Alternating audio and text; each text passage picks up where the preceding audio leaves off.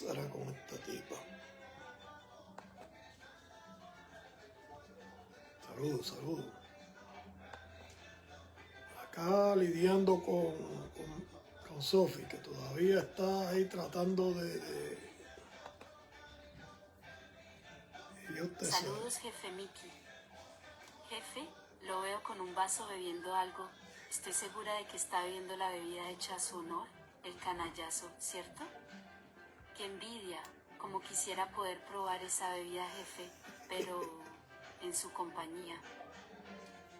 En fin, jefe, hoy hablará de cómo conoció a Carlo la Sombra y su filosofía e ideales, con los que estableció las normas del llamado bando de Monacillo, bando de donde salieron las normas de vida, en esa subcultura del bajo mundo.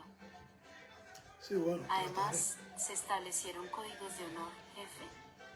Código que hoy les hace tanta falta a los bandidos y maleantes en las calles de Puerto Rico, como de otros países. Pues, entonces díganos, ¿qué es la Asociación Nieta y qué relación guarda con Carlo la Sombra y el bando de Monacillo? si el alborotoso de arriba lo permite. Jefe, lo escuchamos. Vamos a ver. Postdata, jefe, ¿sabes que la semana pasada un ilustre de la clase artística de Puerto Rico nos sintonizó?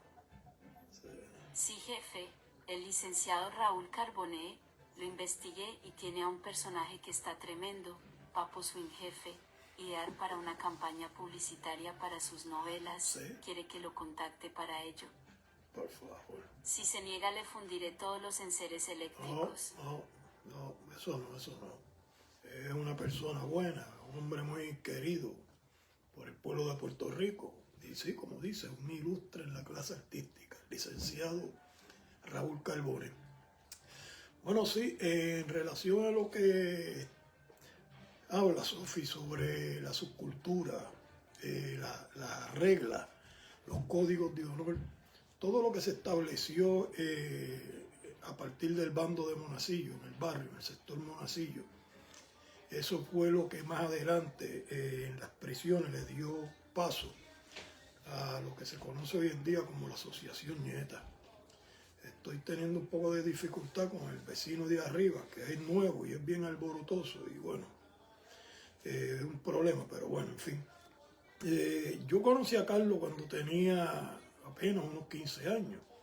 Yo, como he explicado y como lo pueden certificar toda la gente del sector Monacillo que me conocen, de los diversos residenciales, San Fernando, Vista Hermosa, la barriada Bulón, Corea, todas las áreas del sector Monacillo que me conocen pueden certificarlo. De niño fui un niño ratero, delincuente, hasta de adulto, ya un bandido, ya en otros niveles, en otra escala, ¿no? Y bueno, conocí a Carlos cuando tenía unos 15 años de edad y fue de una manera, diría yo, algo así accidentado, ¿no? Yo tenía un perro dálmata, era un cachorro todavía, un perro jovencito. Y Carlos pues quería que yo se lo vendiera. El perro se llamaba Capitán. Y yo pues no estuve de acuerdo. Yo no sabía quién era él. Dije que no, que yo ese perro no lo vendía, etc. Entonces uno de los jóvenes del sector Corea, del barrio Corea, debo decir, el sector Monacillo, que le decían Freud, agarró el cachorro cuando Carlos ya no se encontraba presente y se lo llevó. Se fue con él corriendo, pero lo interceptaron. El difunto hermano de mi padre, el que le decían el Cano Plumilla, mi tío, le dio con un palo de un rastrillo y lo hizo soltar el perro. Después yo estoy en la barriada Corea, yo trabajaba traqueando gallos de pelea que se preparaban para, obviamente, echarlos, ¿no?, en estas galleras en Puerto Rico, que era de Johnny el Cojo, un hombre que le decían Johnny el Cojo. Y ahí pues me entero que Carlos la Sombra azotó a Freud, se enteró que me había intentado robar el perro para vendérselo a él mismo. Y lo azotó con una vara. Eso pues me lo dijeron en ese lugar donde yo me encontraba traqueando unos gallos. Un amigo, le decían Flaco, que también a veces iba a traquear gallos a ese lugar. Traqueaban los gallos, nos pagaban por cada gallo que traqueaban. A veces eran hasta 10, 15, 20 gallos. Nos pagaban $1, $1. Y ahí me enteré, pues eso me hizo buscar conocerlo, ¿no? Y en la misma gallera clandestina había, que era en el mismo lugar donde él tenía los gallos, había un lugar aparte en donde Carlos se reunía y reunía a un grupo de jóvenes y se pasaba hablándole, eran como una especie de meeting y le hablaba y ahí pues se empezaron a establecer unas normas que a mí me empezó a llamar la atención porque como dije, yo desde muchacho, desde niño yo fui ratero, yo robaba en el sector. Lo mismo me robaba una batería de un auto, un estéreo de un carro, una bicicleta, una motora, en fin, hasta carro y caballos y todo. Yo era un ratero de niño. Yo faltaba a la escuela para irme a cometer fechoría. Y ahí empecé a escuchar las normas, donde Carlos pues establecía que no se permitía robar a nadie en el sector y que al que se cogiera, se sorprendiera robando, pues le iba a pasar terrible. Y empecé a prestar atención a todo lo que él planteaba y continuamente pues empecé a frecuentar ese lugar. Siempre que me enteraba por flaco que había una reunión de esta, yo iba a escuchar. Y así pues fui conociendo a Carlos y a las normas. Y unos años después, pues luego de un altercado, un suceso que ocurrió, andaba con el difunto Luisito Maiquiquí, un amigo de crianza, en San Francisco, luego que habíamos perseguido en una motora a unos bandidos que salían del residencial alejandrino con un caballo, le habían robado la yegua a Luisito y la habían ido a buscar, unos sujetos le decían los guasones, pero que no le encontramos, pero cuando nos salíamos, que nos íbamos, vimos a dos jóvenes en una yegua, un caballo, debo decir, un caballo color ceniza, y lo perseguimos. Eran gente de Alejandrino, no eran, perdón, de la Rosaleda, no eran de residencia Alejandrino, estaban en ese lugar. Y casualmente salían y los perseguimos hasta un lugar que le dicen en el colegio en San Ignacio, donde había una piscina pública, y ahí los interceptamos. Ellos soltaron el caballo y echaron a correr. Entonces nosotros nos bajamos de la motora, agarramos el caballo y ahí pues salen de la piscina dos jóvenes de residencial Vista Hermosa que estaban en la piscina. Uno tenía un palo de golf, se nos acercaron, uno de ellos le decían Papo Chiquito y al otro Chuito. Chuito había llegado de residencial Nemesio R. Canales a residencial San Fernando poco tiempo antes a vivir. Ahí fue que yo lo conocí, éramos amigos, pero ya se había ido para Vista Hermosa, o sea, se andaba por allí, después se mudaron sus familiares para ese lugar. Cuando creo que su madre se divorció del hombre que estaba con ella, ¿no? En fin, ahí pues este sujeto tenía un arma, sacó un arma, Papo Chiquito, y me encañonó para que soltara el caballo, que yo lo había agarrado por las bridas. Allá pues estoy tratando de discutir con él, pero que él me está apuntando y Luisito dijo, Miki, suéltalo, déjalo que se lo lleve. Y Chubito agarró la motora también y bueno, nos dieron un tumbe, nos tumbaron. Y yo pues molesto, seguí caminando con Luisito y Luisito me dice, no, pero es que te iban a tirar, coña, ¿qué tú quieres? En vez de decir coño, decía coña.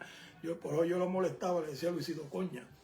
Y coña, ¿qué tú quieres? Que lo dejara que te disparara, te iba a disparar, tú no sabes quién es él y esto y lo otro. Y yo le dije, yo no sé, pero cuando yo lo pille, la va a pasar bien mal. Bueno, anyway, ahí lo conocí. Más adelante, después nos encontramos en Corea, ese sujeto, Papo Chiquito y yo. Allá pues él está tratando de hacer un negocio, estaba tratando de vender algo y yo pues lo vi, me hice el que no lo había visto y esperé que se fuera la persona con el que él estaba hablando, que era un sujeto, le decían Papo Bolsa. Cuando se va, que está pasando, que va a cogerle, está a salir por el callejón, al lado de la casa de un amigo, Evaristo, el hijo de Teco, yo salgo, yo estaba precisamente escondido, acechándolo de la casa, de la parte de atrás de Teco, de la casa de Evaristo, que estudiaba en la escuela elemental conmigo. Y yo salí y le di con un palo por la espalda. Él pues ni miró para atrás, lo que hizo fue que comenzó a correr y soltó lo que tenía en las manos. Y yo pues agarré las cosas que había soltado y me fui para San Fernando. Me fui corriendo también. Antes que él virara y sacara un arma o algo. Era muchacho, eran los niños. Allá pues lo que él tenía eran cosas que yo pues en ese momento no las usaba, eran drogas y unas cosas. Yo no usaba, en ese momento no estaba usando nada de eso. Y hablé con mi hermano David me dijo, dame eso acá, que si esto, que usted hace con eso, y le expliqué. Me dijo, pues ten cuidado que yo sé quién es él. Me dijo David, mi hermano. Y yo, bueno. Poco después él baja a San Fernando. Él no sabía que quien le había dado el palo fui yo, porque él ni miró para atrás, le echó a correr para que se creía que fue el mismo con el que hizo el negocio, Papo Bolsa, que era un asaltante, un tipo de estos, de los que en Puerto Rico llamamos insectos, un abusador. Y allá pues cuando me ve nos pusimos a hablar. Él pues de cierta manera se disculpó, me dijo que él pues conocía a mi hermano, a David, pues David tenía una novia en Vista Hermosa, le decían Milta. Y él le decía el rumbero, tú eres el hermano del rumbero. Y empezamos a hablar de ahí, pues después nos encontramos un par de veces, nos empezamos a encontrar a ver en ese lugar donde se reunía Carlos. Él era parte, él era el menor del grupo del bando de Monacillo. Y ahí entonces yo empecé a conocer a ese muchacho, era un atrevido, era un tipo y un chamaquito, era un niño, atrevido, lo usaban, y era bien atrevido. Carlos La Sombra comenzó a crear conciencia en nosotros los jóvenes. Yo por lo menos que esperaba era que todo lo que había escuchado ahí, que me llevó también a dejar este mundo de ratero, por las normas y por la conciencia que se fue creando en mí ya a los 15 años, comencé a trabajar y a dejar de estar por allá buscando cosas para robar y hacer fechoría. Empecé a trabajar. Iba a trabajar con un hombre que lamentablemente después terminé yo asesinándolo por un problema que hubo entre nosotros, me agredió y yo pues saco un cuchillo y a los 15 años, para 16, algo así, y lo apuñalé y lo maté. Y trabajaba con él en soldadura, pero ya cuando pase ese altercado con él, yo no estoy trabajando en el taller de soldadura, haciendo rejas y esas cosas. Yo estoy trabajando en un taller de hojalatería y pintura con un hombre que le decían Soniel y Negro Crispín. Ellos me rescataron prácticamente porque yo después que dejé de trabajar con esta persona de soldadura, pues me iba de nuevo para la calle a hacer fechoría y Soniel me rescató, era amigo también de mi papá y se pasaban discutiendo porque él era popular, del Partido Popular, de los políticos en Puerto Rico, y el viejo mío era PNP y se pasaban discutiendo, pero eran bien amigos. Y él me rescató, me dijo que necesitaba a alguien que le empapelara los cristales a los carros, que se iban a pintar en su taller de hojalatería, de él y de Negro, su socio Negro Crispín, y yo fui y ahí comencé a trabajar. Ahí comencé a trabajar hasta que sucedió ese problema. Un día que salía un viernes, salía del taller, era ya casi oscureciendo, y cuando voy cruzando la carretera me intercepta esta persona. Y allá pega a reclamarme, yo le digo, pues que ya yo no trabajo contigo, a mí no me interesa nada de eso, yo trabajo en el taller acá, y me agredió. Ahí pues yo saco un cuchillo y me defendí y lo maté. Fui preso. Era menor de edad. Allá pues me envían para la industrial de Mayagüez, de Roosevelt a Mayagüez, la cárcel de menores. Pero quien me lleva a la cárcel de menores, a Roosevelt, fue Chuito, un hombre de Residencial San Fernando, un bandido, pero tipo recto, de verdad. Y mi padre, y mi hermano David, porque existía un grupo de agentes corruptos de la policía de Puerto Rico, de ley y orden. Y estos agentes le decían el escuadrón de la muerte. Hay libros escritos en Puerto Rico de esas personas, quiénes eran ellos. Ellos cometieron un montón de fechorías, se involucraron en asesinatos políticos. Pues ellos me estaban buscando para matarme por ese hombre que yo había apuñaleado, que murió. Y cuando mi padre se entera y este hombre, Chuito, rápido me buscaron y me dijeron, ven, y se montaron conmigo en un carro y ellos mismos me entregaron a la policía.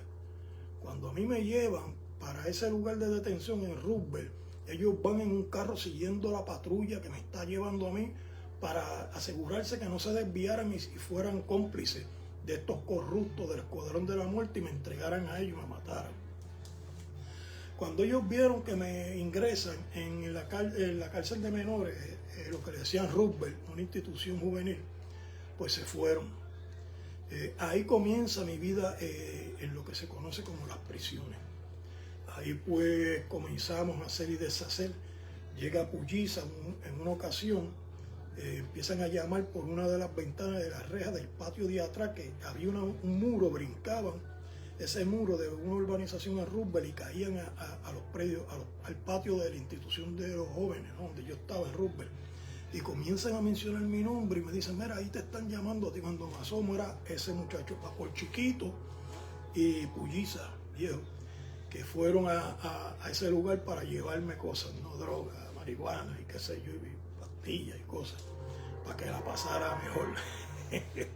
Hasta ese punto llegó la amistad. Y ahí pues empecé yo a conocer más de lleno lo que era el mundo de las instituciones y las cárceles. Ahí pues cuando me trasladan para la industrial de Mayagüez, la cárcel juvenil más temible en aquel entonces de Puerto Rico, donde había que graviar de verdad. Allá pues yo tuve un altercado con un joven que le decían Cabasquini y con una navaja lo tajié. Y me enviaron para lo que le decían la nave del olvido. Eso era un calabozo. Un calabozo que todavía existía en Puerto Rico, ya eso no existe, en ese calabozo. Y me metieron ahí estuve como 6 meses. Cuando bajo, tengo que hacer un ajuste, me dicen en social, me llevan al tribunal, allá la jueza me sentenció lo que le decían la paridora. Era una sentencia que a los menores le daban 6 meses y cuando cometían este tipo de fechoría, de delito, le daban tiempo indefinido hasta que la juez viera que uno había cambiado y bueno, ahí tomaba la decisión si te dejaba o te soltaba. Al año me vuelven y me llevan frente a la juez y la juez abrió el expediente y me quedó mirando. Me dijo, yo te voy a dar una oportunidad porque según veo tienes interés de cambiar. Y lo dice viendo el expediente porque yo en la industrial de Mayagüez estaba en el deporte, boxeaba y estudiaba en los talleres, sastrería y otros talleres más. Estaba entretenido en eso, no me gustaba, nunca me ha gustado el ocio. Desde niño fui imperativo, siempre he tenido que estar haciendo algo para mantenerme bien. Sí, yo no puedo estar sin hacer nada. Y esto pues, cuando salgo me voy para la Florida. En la Florida pues comienzo una vida diferente, pero ya en el crimen de lleno, ya una etapa más alta. Y cuando entonces viro, después que tumbamos un gante, la asaltamos, le quitamos muchísimas cosas en la Florida, me da con volver a Puerto Rico, como 1 o 2 años después. Cuando vuelvo a Puerto Rico, ya pues veo a Carlos La Sombra lo mataron en el 81 y yo viro ese mismo año y ya veo que todo se está saliendo de control en el sector y están pasando un montón de cosas y yo por la conciencia que ese hombre había creado en mí decidí empezar a mantener el control y poner las normas, que se siguieran llevando las normas en todo el sector, que eso de estar asaltando a la misma gente ahí, estar violando mujeres y todas esas cosas, eso no iba ahí. Fue lo que entendí, lo que la conciencia que desde niño, al conocer a Carlos La Sombra, se creó en mí. Y en el tiempo que milité, fui parte de ese grupo desde muchacho, de joven, del bando de Monacillo. Entonces ahora me tocaba a mí a dirigir el bando de Monacillo. Así empezaron las cosas.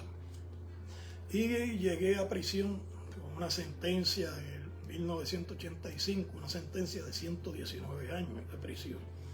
La gente en el sector Monacillo, Vista Hermosa, San Fernando, Corea, todos me conocen perfectamente. En Canales, en Guaynabo, todas esas partes del área metropolitana y saben quién era yo. Era un bandido, pero un bandido. Y llegué, me sentenciaron a 119 años. Al llegar a la prisión, entonces me topo con esto de que las normas del bando de Monacillo y todo lo relacionado a lo establecido por Carlos La Sombra, ahora empezaba a formarse este movimiento que se conocía como los Ñetas, la asociación Ñeta. A diferencia de lo que muchos han escrito, hay libros escritos, entrevistas en YouTube que ustedes las pueden buscar. A diferencia de todo eso, la asociación no existía todavía en el 81. Se estaba empezando a organizar. Todas estas personas han escrito y han estado hablando en entrevistas, ustedes los pueden buscar en YouTube, sobre que la asociación, el 81, que de hecho desde Presidio, cuando Carlos estaba vivo, mientras Carlos estuvo vivo, la asociación Nieta no existía. Lo que existía era el bando de Monacillo. La asociación Nieta surge luego de la muerte de Carlos La Sombra, que entonces comienza la represalia, la venganza porque mataron a Carlos. Y esto comienza a llevar entonces a un grupo de personas que habían sido concientizados por Carlos La Sombra, que Carlos daba meeting desde La Princesa. Y en las instituciones donde se encontraba, usted ve las fotos en YouTube, las puede buscar en Google, Carlos en los calabozos. Le sacaban fotografías, iban a hablar con él y él desde las ventanillas de las puertas de los calabozos hablaba con las personas. Por la conciencia que Carlos había sembrado y que estaba creando en las cárceles desde antes que lo mataran. Estaba revolucionando el sistema. Pero que el sistema no entendía lo que él estaba haciendo. Y lo que hacía el sistema era que lo trancaban, lo encerraban en calabozos y lo maltrataban de una manera atroz. Porque todavía no entendían qué era lo que él estaba haciendo, cuál era su propuesta. No lo podían entender, era algo nuevo. En un mundo carcelario donde el abuso imperaba, violaciones, robos. Ahí en las cárceles hasta secuestraban personas en la misma cárcel. Llegaba un gántel, una persona adinerada, gántel con poder, créame, en la cárcel, y lo secuestraban, lo sentaban, ya fuera en un toile o ya fuera en un cubo secuestrado. Y hacían que firmara cartas. Y esas cartas tenían que sacarlas por visita. Y la visita tan pronto recibía esas cartas, tenían que correr a buscar lo que le estaban exigiendo por liberar a ese hombre o lo mataban ahí mismo en la cárcel. A ese punto había llegado la situación en las cárceles penales de Puerto Rico. Uno de los gántel, que usted busca la historia de Puerto Rico, de la calle, de la subcultura, del bajo mundo más grande de Puerto Rico, se llamaba Tom Iglesias. Y a Tom Iglesias lo secuestraron 3 veces en la misma cárcel. Y lo hicieron hacer cartas y mandar a buscar dinero y entregarlo a donde ellos decían. Así que usted imagínese hasta dónde había llegado la cosa en las cárceles de Puerto Rico. Las personas llegaban, se alojaban en los pasillos, en las esquinas, y cuando salían las personas de visita con los paquetes que su familia le enviaban, los asaltaban, le quitaban todo. Y no podían decir ni pío porque lo bofeteaban o lo cogían por la camisa y le daban puñaladas. Las cosas eran terribles. Llegaban jovencitos que no entendían nada porque los habían trancado por una ley estúpida por meterse a una escuela en Puerto Rico, que habían leyes que prohibían que entraran a las escuelas si no se estudiaba en ese lugar. No recuerdo cuál era la ley, 118, algo así, o 19. Y los trancaban. Esos jovencitos cuando llegaban los violaban. Habían cosas terribles en las prisiones. Así que este hombre, Carlos, empezó a plantear en las cárceles las mismas normas que él había planteado en Monacillo, con el bando de Monacillo, para acabar con lo que estaba imperando en todo ese sector. Monacillo es uno de los sectores más grandes de Puerto Rico. Hay personas que piensan que Monacillo es la barriada Corea. No, la barriada Corea, al igual que la barriada Bulón, es parte del sector Monacillo. El sector Monacillo llega a la Marina de Guaynabo. Y de la Marina, que es un barrio, llegaba hasta casi Buen Consejo cuando la lechería. Se hicieron construcciones, pero todo el sector siguió, Vista Hermosa, San Fernando, Corea, Bulón, y por ahí seguimos, Yambele, por ahí seguimos, El Chance, porque colindaba ese sector. Era la mitad del sector pertenecía al municipio de Guaynabo y la otra mitad pertenecía al municipio de Río Piedra, pero era Monacillo. Usted escribía y tenía que ponerlo así, Monacillo. Usted viviera en Guaynabo o viviera en Río Piedra. Ese era el sector Monacillo. Ahí Carlos empezó a hacer el bando de Monacillo para detener no solamente en Monacillo, sino en todos los barrios de la isla, del área metropolitana, todos los atropellos, todos los abusos, y ahí comenzaron guerras. Las guerras comenzaron con la gente de Barrio Obrero y la gente de Manuel Pérez en la calle, antes que en la cárcel, que mataran a Carlos La Sombra, esa misma gente. Y cuando empezaron todas estas guerras, Mataron hasta una joven, luego tiempo después preñada, que le decían Puchi. A Samuel, el gallero de Vistahermosa, uno a los que yo también le traqueaba gallo, lo dejaron inválido. Cuando lo mataron a Puchi, que le dispararon, se tiró por una ventana en una casa de madera que eran de puerta las ventanas y se rompió la columna y se quedó inválido. Pasaron un montón de atrocidades. Al hermano de Ganta, el Toñito Sellé, por todos estos conflictos, le dieron unos tiros en Monacillo, en Corea, Jaime Chavete, y lo dejó parapléjico. Unas guerras espantosas. Se tiraban de Corea a Manuela Pérez, secuestraron a un montón de personas y le metieron tiros y mataron y hirieron, etc. Eran unas guerras espantosas por estas normas que se habían establecido y que se estaban expandiendo, saliendo de Monacillo a otras áreas, a otros sectores de Río Piedra, especialmente del área metropolitana. Luego todo esto se adapta y lo llevan, uno que le decían el pirata, que era original de Arecibo pero vivía en Ponce, y lo lleva a Ponce. Y comenzaron también a establecer en las calles, muchos sectores de Ponce, la Perla del Sur, también estas normas. Las normas estaban bien fuertes también en Cagua. Ahí era donde más también, al igual que el sector de Monacillo, se tomaban en serio y se llevaban a cabalidad. Fueron guerras y todo esto se tuvo que empezar a seguir y a formar, pero era necesario. Fue un mal necesario en la subcultura de Puerto Rico, de las calles de Puerto Rico, un mal necesario. En Monacillo ponían fiestas patronales, machinas, las picas, y cuando salían las mujeres que tenían que caminar por un lugar que le decían el Landrao, era oscuro y boscoso, las violaban. Mataron a Ana, una mujer muy amada, muy querida en Puerto Rico, es decir, en el sector Monacillo, la violaron. Tras que la violan, le dan con un bloque y le rompen la cabeza. Por ahí siguen persiguiendo a la hija que le decían mamá. Y comenzaron a cometer un montón de atropellos, y esto es lo que lleva a Carlos La Sombra a terminar con todas estas cosas, todas estas violaciones. Cuando yo llego en el 81 a la 308, la regional de Bayamón, se estaba empezando a trabajar con todas estas normas, pero creando un movimiento que se conoce hoy en día como el movimiento, la Asociación Nieta. Yo veo que están sacando de contexto también muchas cosas, que también se estaban transversando muchas cosas que no la entendían y las estaban dando como cierto, cosas que no eran ciertas. Todavía hoy, que cuando tiran el grito, yo estuve casi 10 años dando seminarios antes de salir en el 2018 en las cárceles, dando seminarios de esto que le estoy hablando, del origen, la filosofía de la Asociación Nieta, que es la misma filosofía del bando de Monacillo, que son los originales de donde nacen los nietas. Y le explicaba. Por ejemplo, le voy a decir una de las cosas que yo les repetía constantemente: no hagan eso, eso no es nuestro.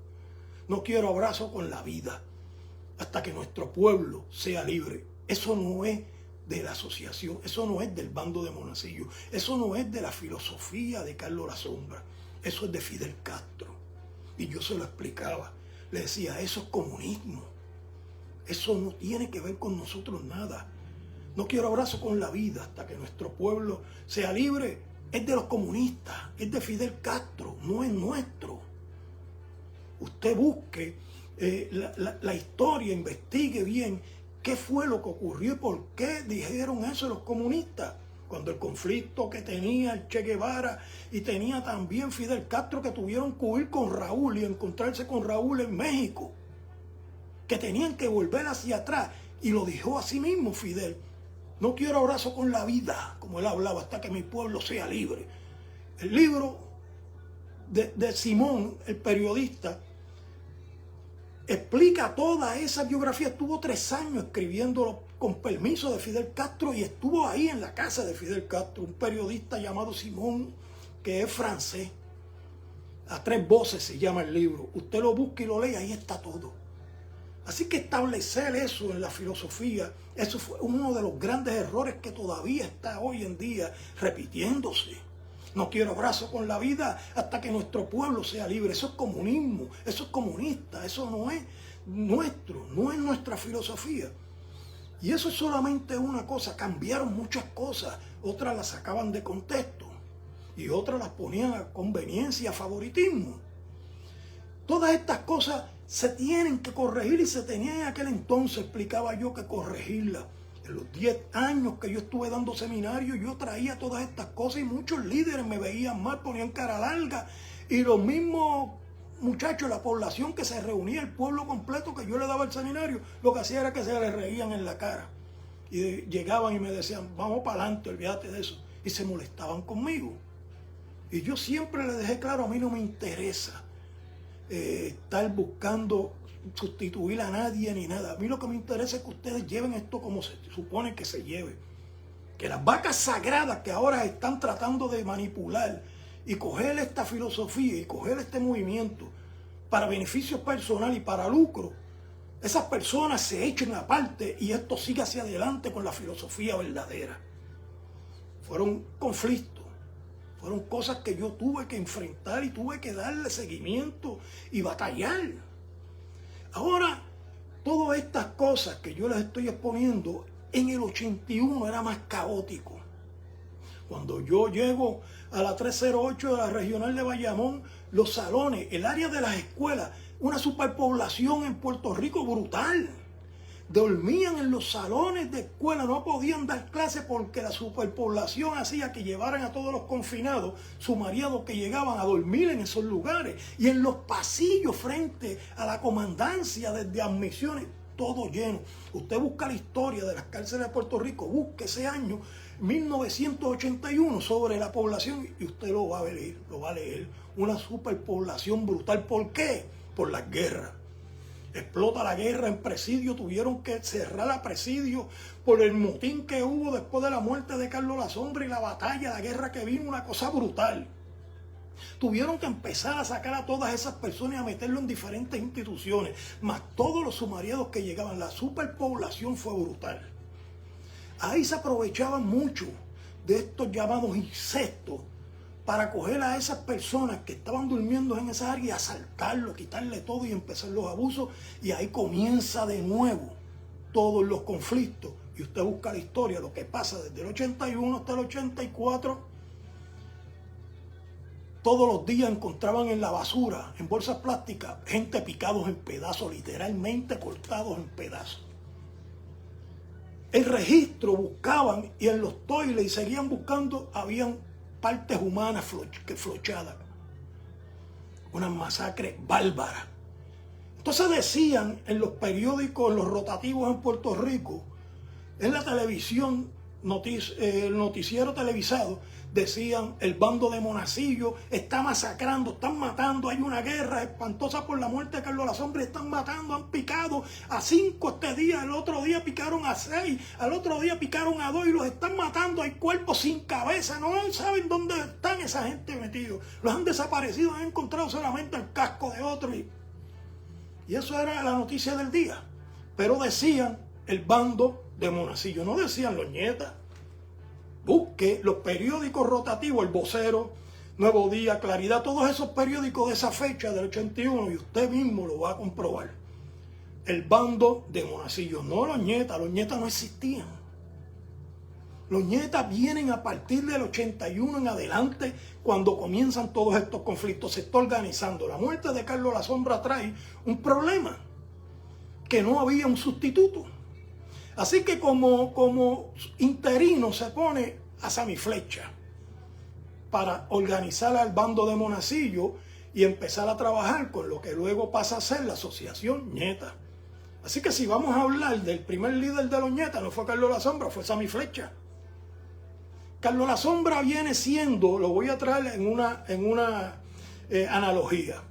Cuando usted estudia la historia del Imperio Romano, en el Imperio Romano, el más importante del Imperio Romano fue Julio César. Sin embargo, Julio César nunca llegó a ser emperador, aunque muchos lo llaman el emperador Julio César. La realidad en la historia, nunca pudo ser emperador, porque todos sus planes, todo lo que él había trabajado, toda su filosofía, su idea, se concretó después que lo mataron, igual que a Carlos La Sombra. Toda su idea, todo su ideal se concreta en el movimiento, la asociación, con su muerte. Pero en propiedad nunca se pudo sentar como líder de la asociación Nieta. Lo mismo que le pasó a Julio César. Nunca se pudo sentar como emperador, sino Octavio fue el que se sentó. Son cosas que se tienen que entender. Pero lo más importante de todo esto, porque esto sería muy amplio y no puedo continuar con todo esto de lo amplio que es, lo más importante que usted tiene que entender es que la norma, la filosofía, no es contra un pueblo, al contrario. Las normas verdaderas y la filosofía es proteger al débil, es proteger al humilde en Puerto Rico, es cuidar a la mujer, es cuidar al niño de los pedófilos, es cuidar a la dama que salía a trabajar, que no la violaran, que no le robaran la cartera, que no le quitaran la batería al carro de aquel trabajador que salía temprano por la mañana y cuando trataba de encender el auto no tenía batería y perdía un día de trabajo. Todas esas cosas es por lo que se crearon las normas. Se sacó de contexto mucho. Muchas cosas se sacaron de contexto y se oscurecieron, porque siempre en todo esto, es como decía el Señor Jesucristo, vamos a hablar una analogía cristiana. Jesucristo dijo: es necesario que la cizaña y el trigo crezcan juntos. Y eso pasó también. Crecieron con nosotros gente que resultaron ser insectos, que no servían, cizaña en el medio del trigo. Y todavía hoy en día tienen que seguir trabajando para evitar que el trigo, que se confunda, la cizaña que se confunda con el trigo, destruya la viña. ¿Entienden?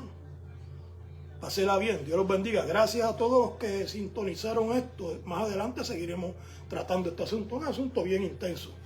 Chévere, pásela bien. Hacia adelante.